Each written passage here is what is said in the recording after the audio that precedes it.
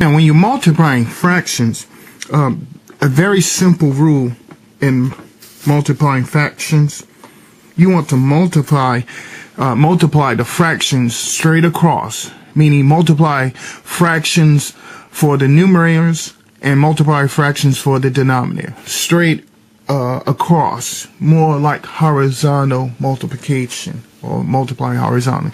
I'll give you an example of what I mean. Take two fractions, 3/7, and we'll use the multiplication symbol, the little dot, which is times, and we have 2/5. All right. So when you multiply two fractions, it's like what I was saying. Multiply them straight across. Multiply the factors that make up the numerators, and then multiply the factors that make up the denominator. For instance, 3 times 2 is 6 over 7 times 5, which is 35. All right, and that's your answer. And this is a proper fraction, and you can't reduce it. There's no factors that you can use to reduce this to the lowest term.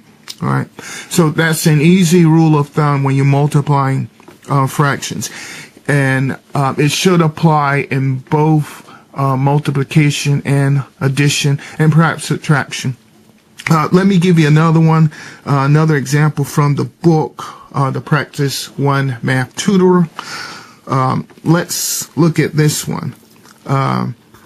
2/5 times a negative 2/9. All right, the same situation. You're going to multiply straight across, numerator to numerator, denominator to the denominator. But in this case, you have a negative number.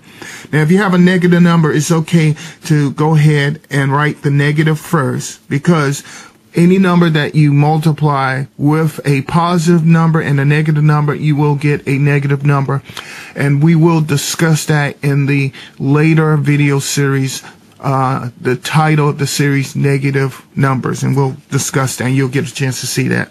So 4 times negative 2 would give you a negative 4 over 45.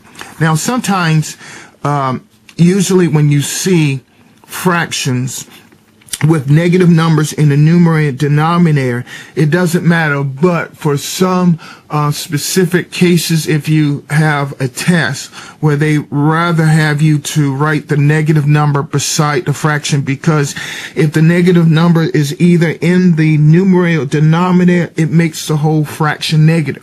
So there's no negative and positive numbers in fractions that have the same signs, unless both signs in the fraction are positive and both signs in the fractions are both negative, which will lead to having the fraction becoming positive. Again, I will discuss the negative numbers later. But in this case, if you put the negative number beside the fraction 4 over 45/5, this will be the final answer. Instead of having the negative in the numerator, just put the negative beside the fraction. That will make the fraction negative altogether.